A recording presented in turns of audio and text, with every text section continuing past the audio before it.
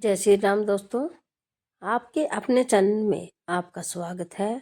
आज फिर मैं एक और नई कहानी के साथ आई हूँ। तो यह कहानी क्या है? यह एक रावण के जीवन की सच्चाई के बारे में है। यह कहानी शुरू करते हैं। अधिकतर लोग यही जानते हैं कि रावण सिर्फ श्री राम से ही हारा था, लेकिन ये सच नहीं है। रावण श्री राम के अलावा शिवजी, राजा बलि और सहस्त्रबाहु से भी पराजित हो चुके हैं। यह जानिए इन चारों से रावण कैसे हारा था। बाली से रावण की हार। एक बार रावण बाली से युद्ध करने के लिए पहुंच गया था। बाली उस समय पूजा कर रहा था। रावण बार बार बाली को ललकार रहा था, जिससे बाली की पूजा में बाधा उत्पन्न हो रही थी। जब रावण नहीं माना तो बाली ने उसे अपनी बाजू में दबाकर 4 समुद्रों की परिक्रमा की थी। बाली बहुत शक्तिशाली था और इतनी तेज गति से चलता था कि रोज सुबह सुबह ही 4 समुद्रों की परिक्रमा कर लेता था।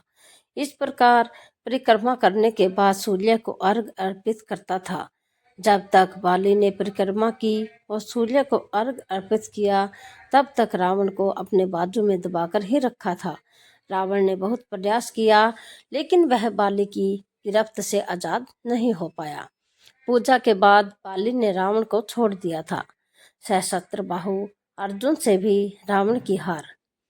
सहस्त्रबाहु अर्जुन से के 1000 हाथ थे और इसी वजह से उनका नाम सहस्त्रबाहु पड़ा था।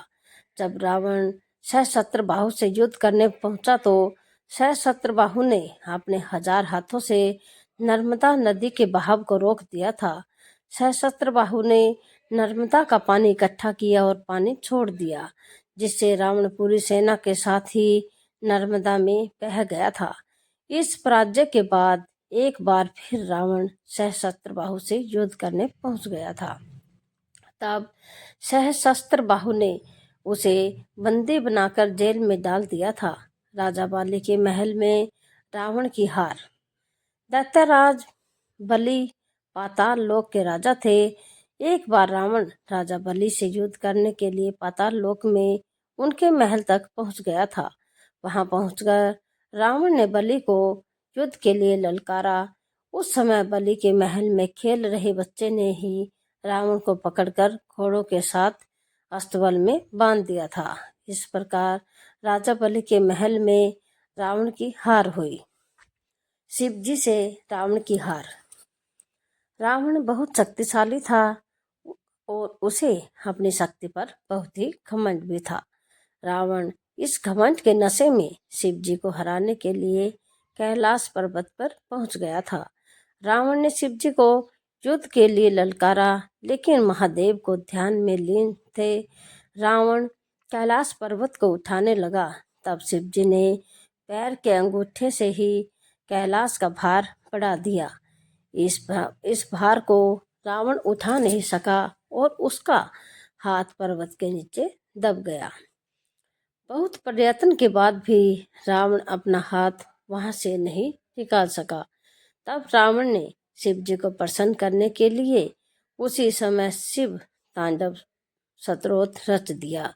शिव जी इस स्तोत्र से बहुत प्रसन्न हो गए और उसने रावण को मुक्त कर दिया। मुक्त होने के पश्चात रावण ने शिव जी को अपना गुरु बना लिया। ऐसी ही धार्मिक और पौराणिक कथा कहानियों के लिए आप हमारे चैनल को लाइक करें, सब्सक्राइब करें, शेयर करें। धन्यवाद। कल फिर मिलते हैं एक और नई कहानी के साथ।